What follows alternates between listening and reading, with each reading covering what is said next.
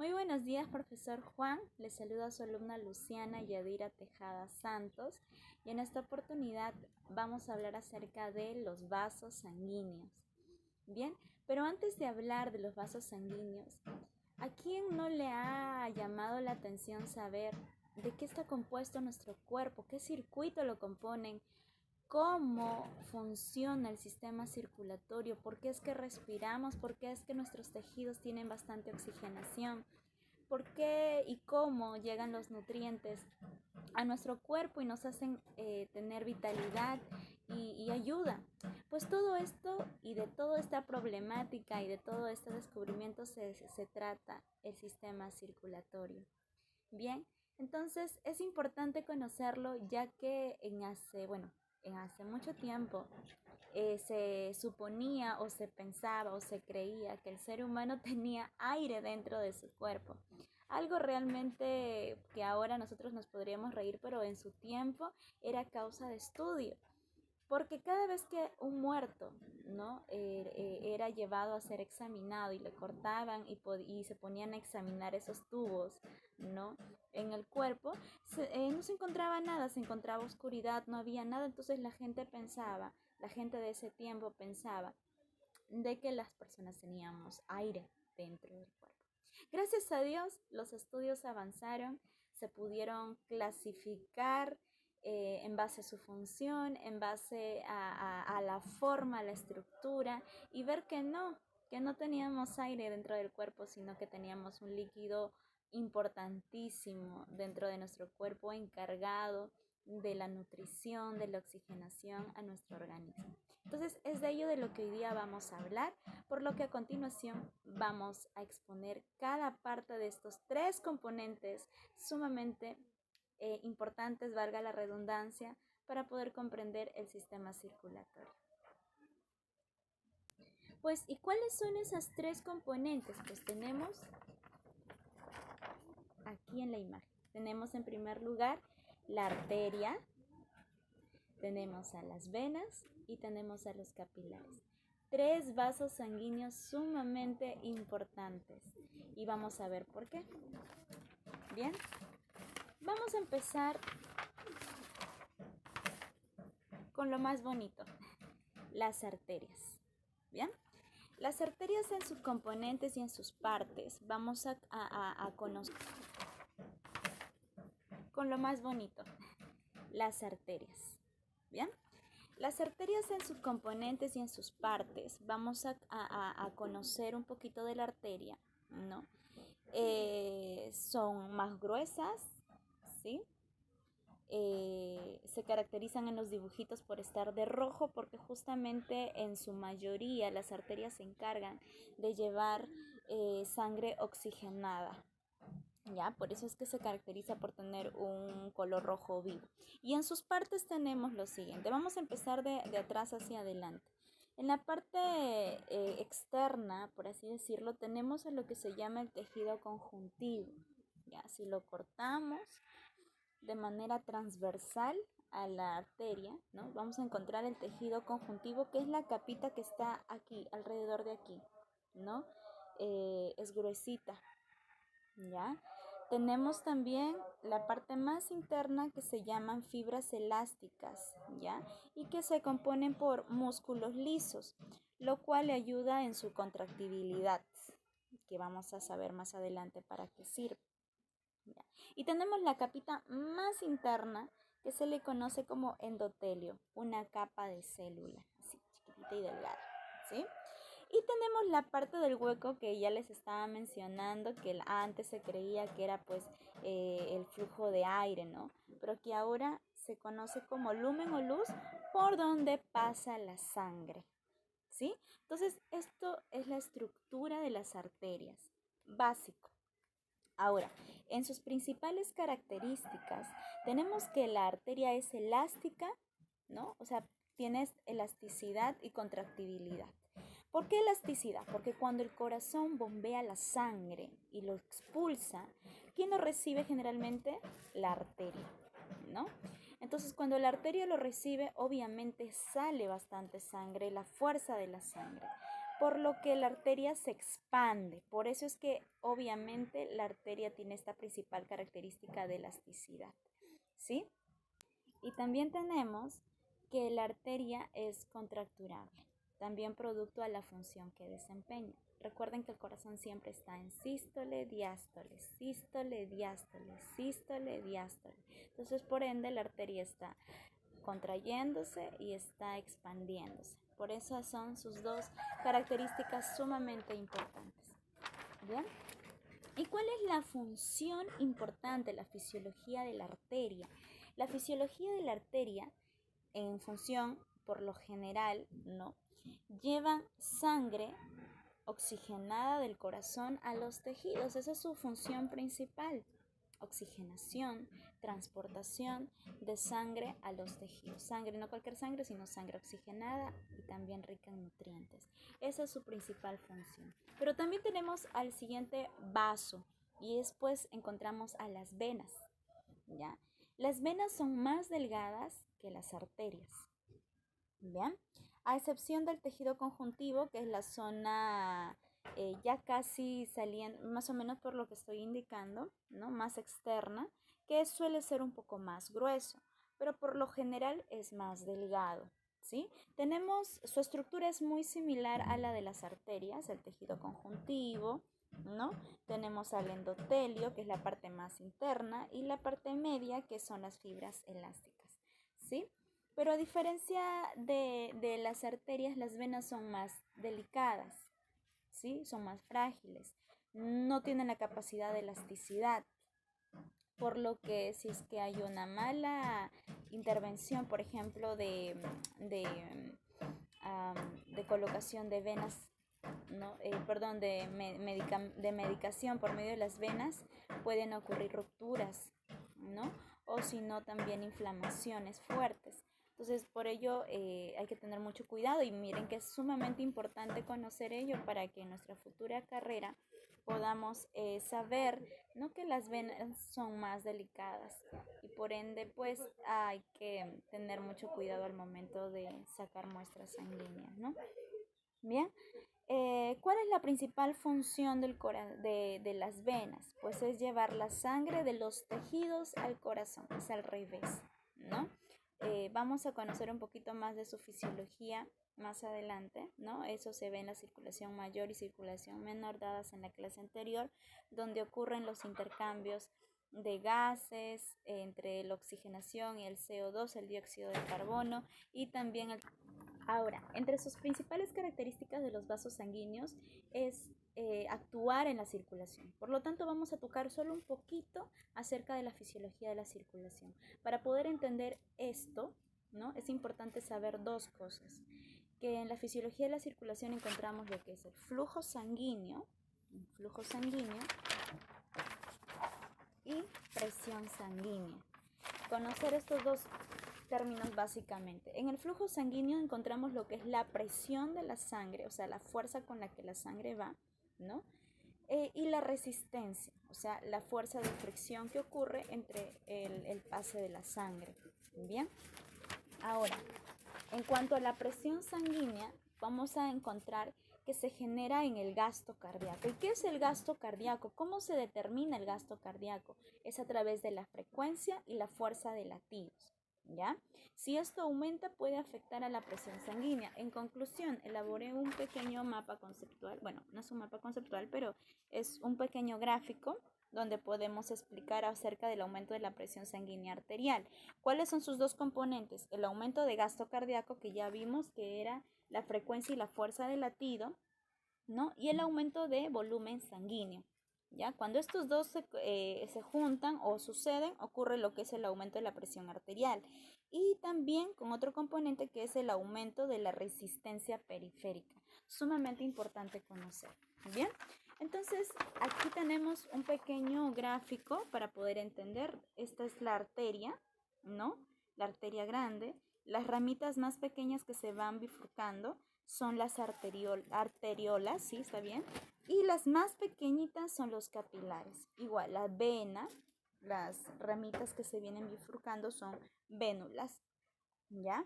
Y aquí en el centro encontramos lo que es los capilares. Como pueden ver, los capilares también se encuentran entre las venas y las arterias, cuya función ya hemos visto de que son la nutrición y la oxigenación, el intercambio también del CO2 y el oxígeno, ¿no? Del dióxido de carbono y el oxígeno en el caso de la circulación menor, circulación pulmonar, ¿no? Y en el caso de la circulación mayor, pues es la nutrición y la oxigenación. Bien, entonces ahí podemos entender, ya hemos visto acerca de su fisiología, se inicia en el ventrículo izquierdo, ¿no? La circulación mayor, y se termina a través de la aurícula derecha en su retorno, así como la circulación menor que tenemos aquí, que es la circulación de transporte, ¿no? De nutrientes a los tejidos. Entonces, básicamente de ello se encargan las venas. Y tenemos al tercer componente muy importante, que son los capilares. Los capilares son vasitos sumamente delgaditos, ¿ya? ¿Cuál es la función de los capilares? Es conectar arteriolas y las vénulas, ¿ya? Que son parte también de la estructura de las venas, son ramas, ¿no? Tenemos la vena grande, y luego una ramita más delgada vienen a ser vénulas, y luego de las vénulas más delgaditas, inclusive solamente de endotelio, o sea, la parte más interna, tenemos ¿cuáles? Los capilares. Igual, en las arterias, tenemos las arterias como grandes, vienen lo que son arteriolas, que son más pequeñitas, ¿no? Y tenemos capilares que son sumamente más pequeños, son una red de... Bien, entonces, ¿cuál es la principal función? Unir estos dos vasos, las arterias y las venas, a través de las vénulas y las arteriolas. Bien, entonces, en conclusión, tenemos aquí un cuadro comparativo de las diferencias entre las arterias y venas. Por ejemplo, en sangre, recordemos de que las arterias son ricamente oxigenadas, las venas son poco oxigenadas. En nacimiento, las arterias nacen en el corazón, básicamente en los ventrículos, y las venas nacen en los capilares, ¿no? Sus paredes en cuanto a las arterias son más elásticas y las venas son más sensibles. Ya su presión de las arterias, algo importantísimo, es mucho mayor. El flujo de sangre que jala por las arterias es muy rápido a comparación de las venas, que es más lento.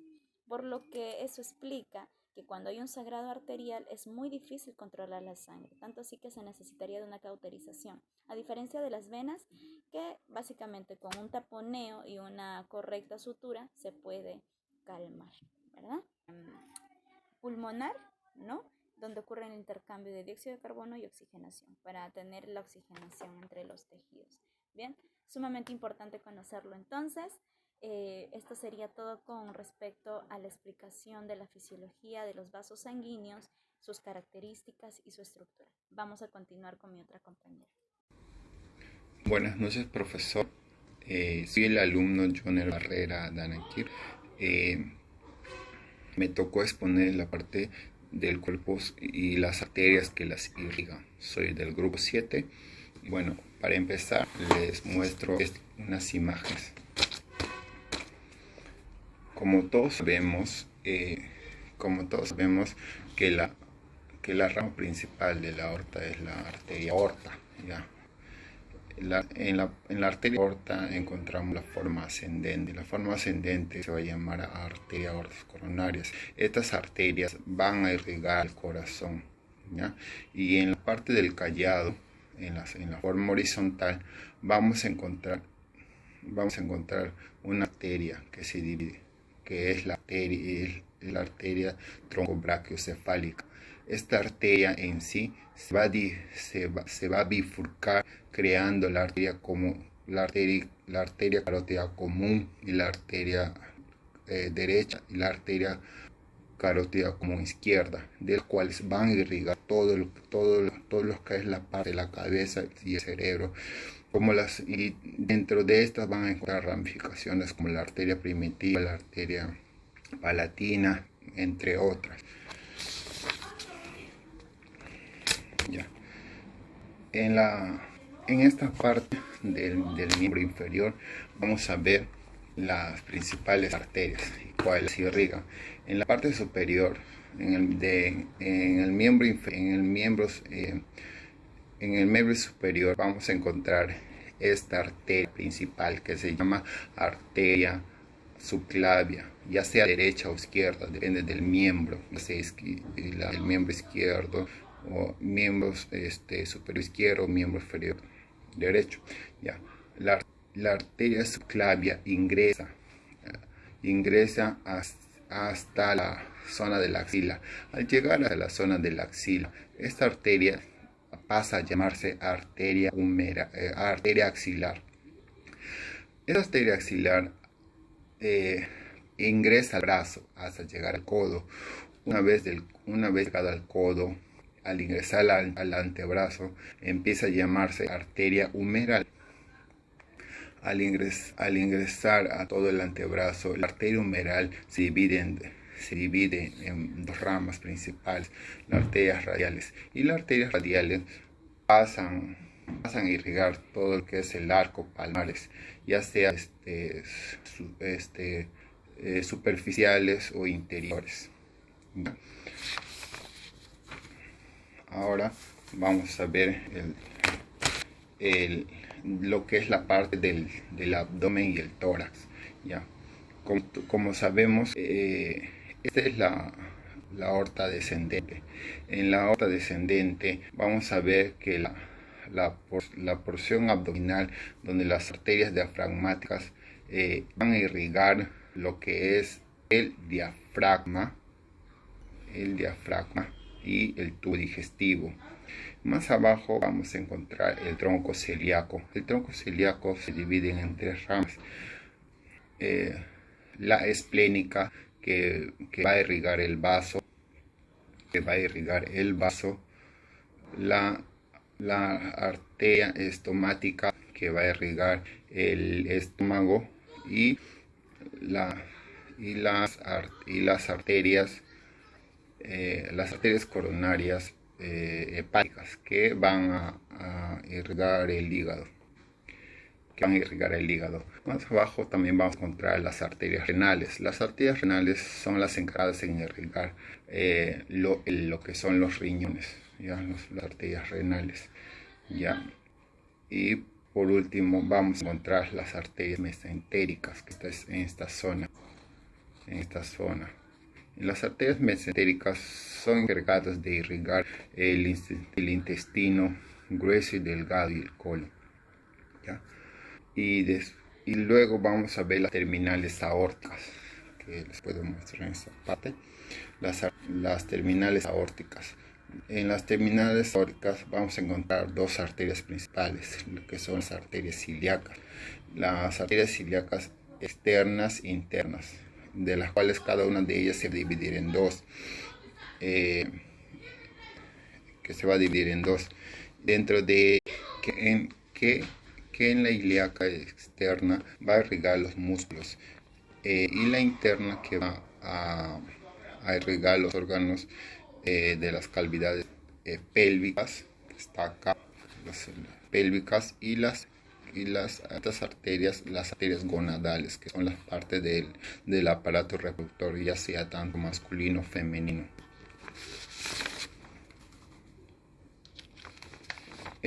Ahora vamos a ver el miembro inferior.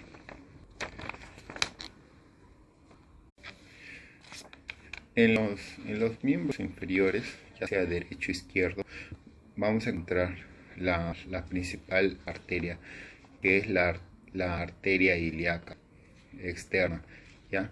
Que al ingresar por el muslo, toma el nombre de arteria femoral, y esta llega rodeándose toda la parte del muslo y penetrando, y hasta llegar a la zona poplitea, en las cuales pasa a llamarse arterias popliteas. Ya, de las arterias popliteas va a haber dos ramificaciones, que es la arteria pedia y la arteria peronea. ¿Ya? La arteria pedia va va a irrigar todo lo que es la zona dorsal del pie. Ya, y la arteria peronea va a bifurcar todo lo que es la planta del pie. Ya, o sea, en las terminaciones del pie. Ya, desde la principal hasta las terminaciones del pie.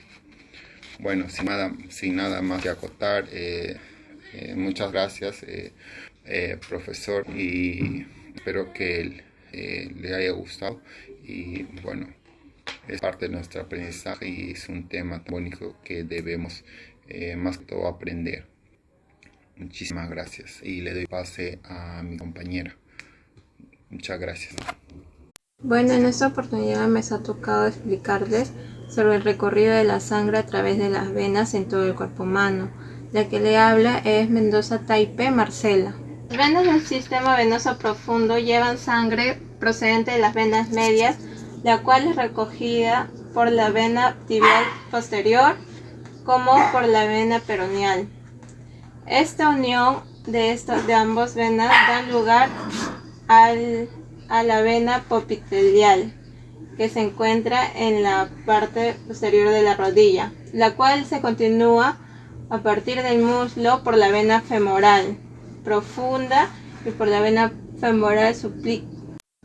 La vena femoral junto con la vena femoral profunda recogen la sangre de la parte anterior de la pierna, formando entre estas dos la vena femoral común que se encuentra aquí, que se continúa ya entrando en la parte del abdomen con la vena ilíaca externa, que lo podemos observar aquí. Las venas ilíacas externas recogen la sangre procedente de las extremidades inferiores y se unen con las venas ilíacas internas. Lo podemos observar acá, que recogen la sangre de las estructuras pélvicas, que forman las venas ilíacas comunes, las cuales también confluyen para formar la vena cava inferior, que vemos que está en la parte principal de acá. Las venas ilíacas externas son las que recogen la sangre procedente de las extremidades inferiores, que son estas, y se unen con las venas ilíacas internas, están aquí, que recogen la sangre de las estructuras pélvicas, formando las venas ilíacas comunes, las cuales confluyen para formar la vena cava inferior, que la podemos observar acá.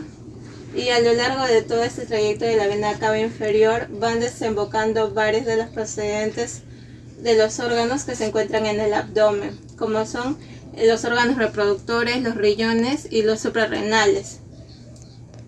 Justo por debajo del diafragma desemboca la vena hepática, que es procedente del hígado, el cual recoge la sangre venosa del sistema portal, que es el encargado de drenar la sangre del sistema digestivo para depurarla en los hepatocitos. Ahora a continuación le vamos a hablar sobre la vena cefálica. Esta vena posee origen en la cara dorsal de la mano, que tiene un trayecto por el tejido subcutáneo, entre el antebrazo y el brazo, que le lleva hasta la vena axilar y la vena branquiocefálica, la cual se continúa con la vena subclavia. La vena basílica, por su parte, tiene su origen en la cara palmar de la mano y también tiene su trayecto subcutáneo en el lado medial del antebrazo. La fosa antecubital, donde penetra la fase anterior del brazo, por su lado hace un drenaje por su lado en la vena traqueal como en la vena axilar. Finalmente, el drenaje de la sangre a la cabeza es llevado a cabo por la vena yugular externa y la vena yugular interna, así como la vena vertebral que se encuentra situada aquí. La yugular externa y la vertebral drenan la subclavia, mientras que la vena yugular interna drena el tronco branquioencefálico, que se encuentra acá. Este tronco desemboca en la vena cava superior, que se encuentra aquí. La vena cava superior e inferior drenan la aurícula derecha, donde la sangre pasará al ventrículo derecho y así pasará la circulación pulmonar. Hola compañeros, hola profesor, soy Brinma Espinosa, les voy a hablar sobre las características de la vena y la arteria. Vamos a hablar un poco de lo que es la arteria. Las arterias son vasos sanguíneos que abastecen sangre a todos los tejidos, ¿no? La sangre es rica en oxígeno y lleva a diferentes partes del cuerpo. Las características de la arteria, uno de ellos que tiene una ubicación menos profunda, son de pared gruesa, no suelen tener válvulas como la vena. Y están acompañados entre venas y nervios, y los tres juntos forman el haz neurovascular. Les voy a hablar acá, bueno, le voy a dar las estructuras de lo que es la arteria, ¿no? Aquí vemos que es la parte del epitelio, la túnica íntima y la túnica media. También tenemos la túnica adventicia. Estas también son similares a lo que es la vena, ¿verdad? Pero lo que es la vena se diferencia de otra estructura. Ahora le voy a hablar de las venas. Las venas tienen una pared más delgada que las arterias, ¿no? Y conduce la sangre de los capilares distribuidos a todo el cuerpo hacia el corazón. Vamos a ver las capas de la vena, que es igual, sino que la diferencia, a ver, aquí tenemos la vena, la capa es igual, ¿no? Tiene un epitelio, tiene una capa media y tiene la capa externa, ¿no? ¿Qué se diferencia de la arteria a la vena? Son las válvulas. Las válvulas, lo cual no permite que el flujo de sangre se regrese, sino que suba. Una vez que sube el flujo de sangre, cierra las válvulas y así cada vez que va el impulso del corazón, va cerrando, ¿verdad? Es la diferencia de la vena a la arteria, ¿no? Para hablar un poco de la capa interna de la vena, que es un endotelio que está en contacto directo a la sangre, ¿no? Y la capa media, conocida como capa muscular, brinda una elasticidad, permite que la vena se adapte al ritmo del bombeo de la sangre. La capa externa de la vena, conocida como capa adventicia, es un tejido conectivo, tiene colágeno, tiene fibras musculares. Las características de la vena generalmente se caracterizan porque contiene sangre desoxigenada, ¿no? Que se reoxigena el paso por los pulmones. También transporta el dióxido de carbono, son desechos metabólicos procedentes de los tejidos, ¿no? Todos los residuos. Son estructuras tubulares ligeramente elásticas, ¿no? Son más elásticas. Suele ser mayor diámetro de arteria que las arterias. Tienen el mayor volumen de sangre que transporta. Tienen capacidad de direccionar los flujos de sangre a través de las válvulas que les comenté, ¿verdad? Las semilunares, impidiendo el retorno de sangre. Las venas dotadas a sus paredes de un sistema de válvulas que impide que regrese, ¿no? Entonces, esa es la importancia de las válvulas en la arteria, en la vena. La vena son dotadas en su paredes internas de un sistema de válvulas que impide que regrese la sangre. Y en pocas palabras es como que la vena conduce la sangre aquí le voy a enseñar. La vena, ¿no? La vena conduce la sangre hacia los capilares, conocido como el árbol del sistema, pues, ¿no? La vena conduce la sangre a los capilares hacia el corazón. Y la arteria transporta la sangre del corazón hacia todo el cuerpo, ¿verdad? Como se dice, en todo el cuerpo es un árbol, ¿no? Que va entre ramas y ramas y así sucesivamente hasta cefalocaudal es donde se ve todas las arterias y venas. Aquí en esta imagen es donde la vena y la arteria hace su intercambio con el dióxido de carbono, ¿no? Y hace hace su intercambio gaseoso para que vuelva a ser la sangre oxigenada y llevar a todo el cuerpo. Ahora sí, eso es todo de mi parte, ¿no? Le voy a pasar ahora con mi compañera, ¿no? Eso sería todo. Muchas gracias. Buenos días, profesor. Buenos días, compañeros. Mi nombre es Alison Silva Medrano. Soy de la Universidad Norbert Wiener de la carrera de Enfermería del primer ciclo. En esta oportunidad me ha tocado a mí exponer sobre lo que es la vena porta, ¿sí? La vena porta en realidad es la que recoge lo que es la sangre venosa del vaso, del páncreas y de la porción subdiafragmática del tubo digestivo, ¿no? Es decir, en este caso del esófago, del estómago, del intestino delgado y del intestino grueso. Por lo tanto, en este caso, va a ser en estos órganos donde vamos a encontrar lo que son sus capilares de origen, ¿no?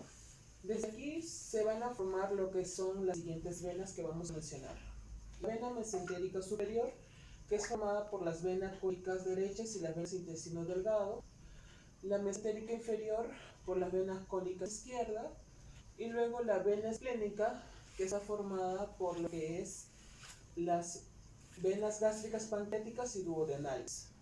Luego la mesentérica inferior y se une a la esplénica y forman lo que es el tronco vena mesaraico, donde después se une lo que es la vena mesentérica superior, y luego esta vena porta se une al hígado para cargarlo de nutrientes y desechos metabólicos, ¿no? Por esta razón, siempre nos vamos a referir a la vena porta como la irrigación funcional del hígado. Una vez dentro, en este caso, la vena porta alcanza lo que son los hematocitos, que son los que hacen los procesos metabólicos, y para ello se divide lo que es, para formar la segunda red capilar.